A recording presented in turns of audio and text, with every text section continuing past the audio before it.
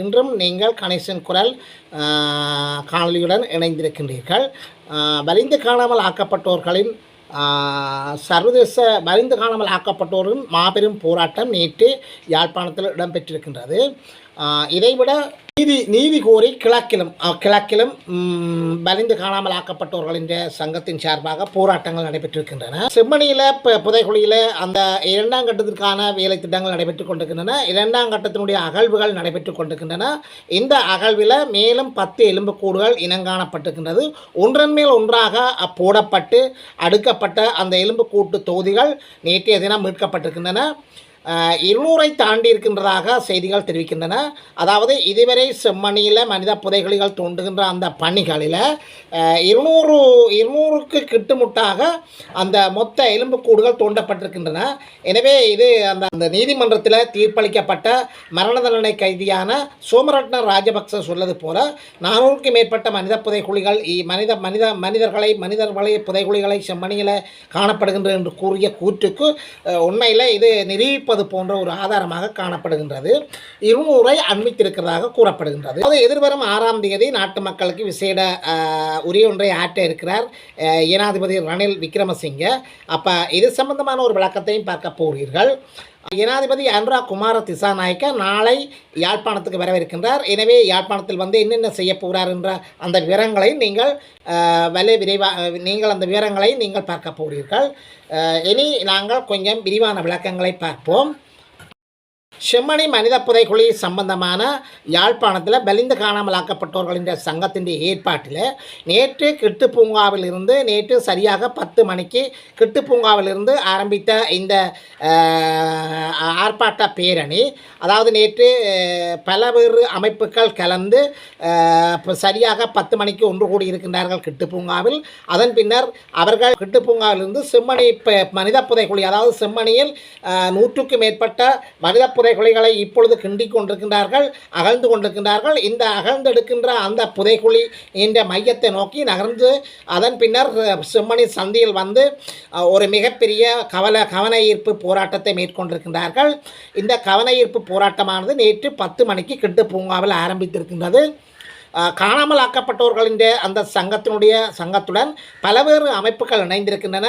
அதாவது பல்கலைக்கழக மாணவர்கள், வடக்கு கிழக்கில் உள்ள தமிழ் கட்சிகளை பிரதிநிதித்துவப்படுகின்ற அனைத்து கட்சிகளும் கிட்டத்தட்ட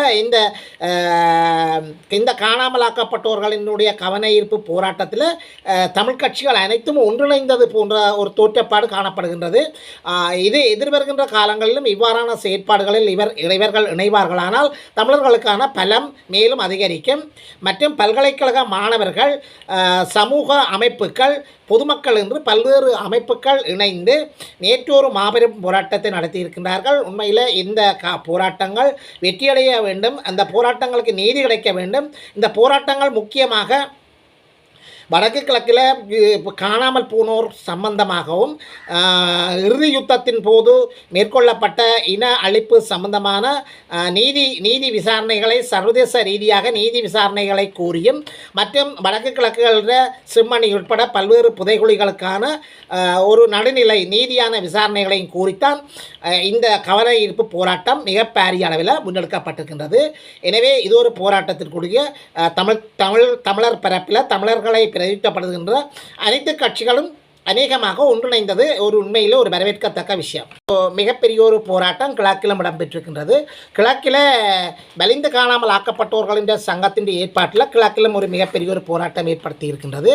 இந்த போராட்டத்திலும் முன்னாள் பாராளுமன்ற உறுப்பினர்கள், அரசியல்வாதிகள் மற்றும் முக்கிய பிரமுகர்கள், பல்கலைக்கழக மாணவர்கள் மற்றும் பொதுசன அமைப்புகள் என்று பல பிரதிநிதிகள் கலந்து கொண்டிருக்கின்றார்கள்.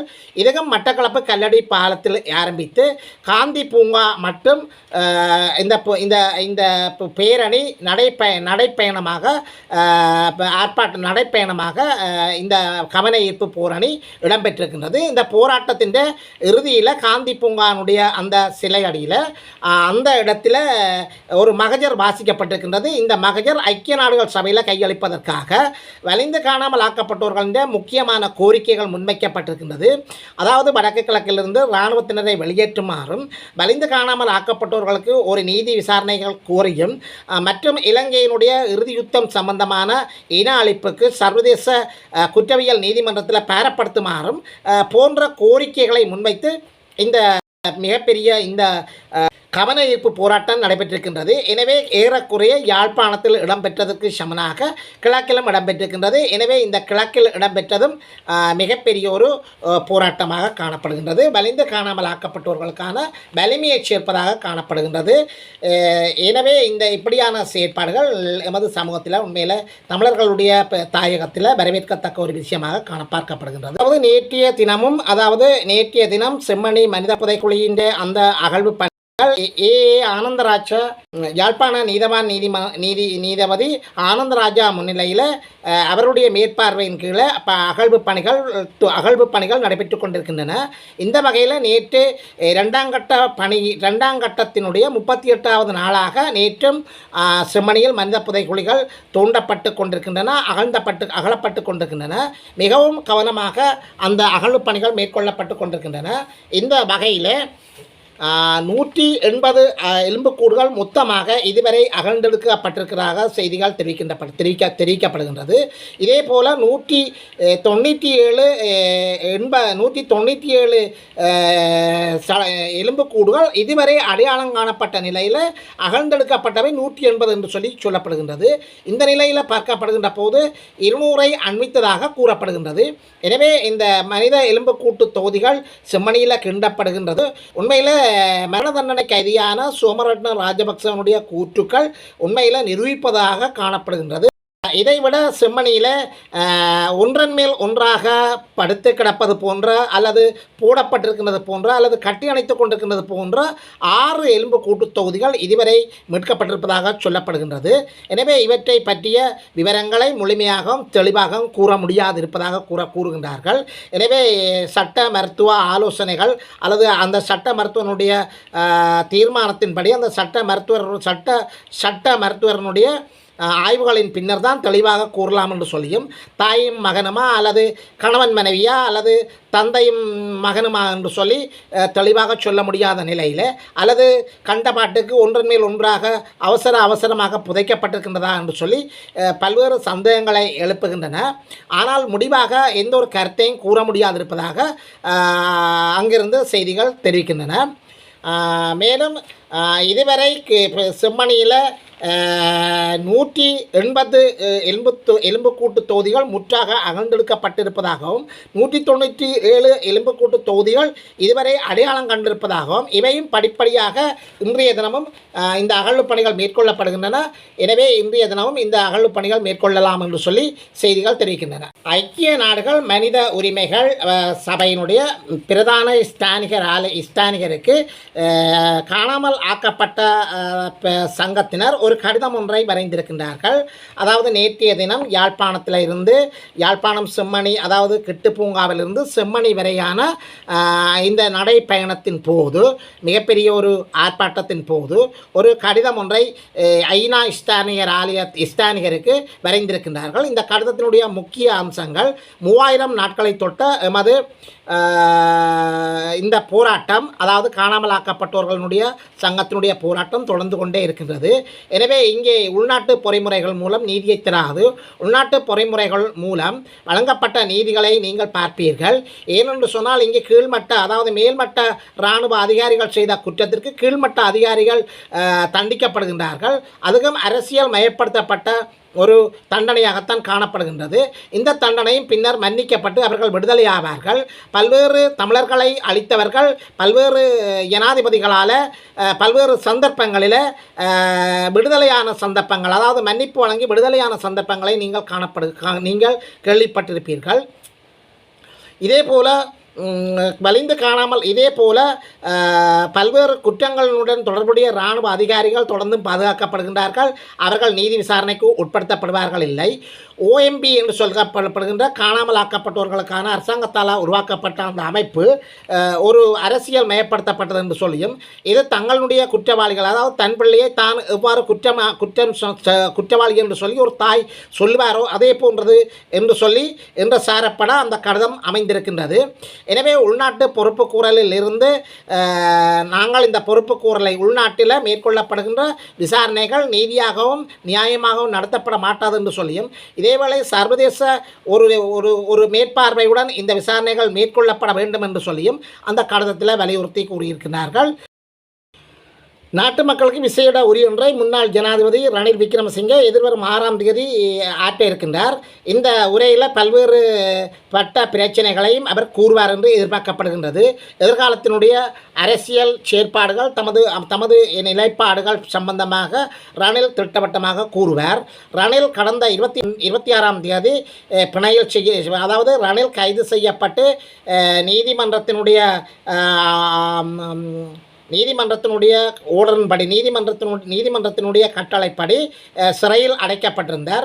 அதாவது விளக்கமறியலில் அவர் சிறைக்கு அனுப்பப்பட்டிருந்தார். இதன்போது சிறையில் அவர் நோய்வாய்ப்பட்டு அதாவது சிறைக்கு அனுப்பப்பட்ட 1 மணி நேரத்துக்குள்ளேயே அவர் நோய்வாய்ப்பட்ட நிலையில் சிறை மருத்துவமனையில் சேர்க்கப்பட்டு அங்கு சிகிச்சை அளிக்க முடியாத நிலையில் கொழும்பு தேசிய மருத்துவமனைக்கு மாற்றப்பட்டு அங்கு அவருடைய பிணை வழங்கப்பட்டிருக்கின்றது. அவருடைய உடல்நிலை சம்பந்தமான பிணை வழங்கப்பட்டிருக்கின்றது. இந்த பிணை கடந்த 26ஆம் தேதி வழங்கப்பட்டு அவர் வீடு சென்றிருக்கின்றார்.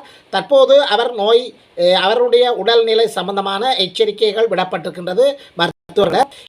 இந்த போதும் தேதி கட்சியினுடைய மாநாட்டில் பல்வேறு விடயங்கள் மற்றும் தன்னுடைய கைது சம்பந்தமான விடயங்கள் அதாவது இது சம்பந்தமான பல்வேறு கருத்துக்களை அவர் கூற இருக்கின்றார்.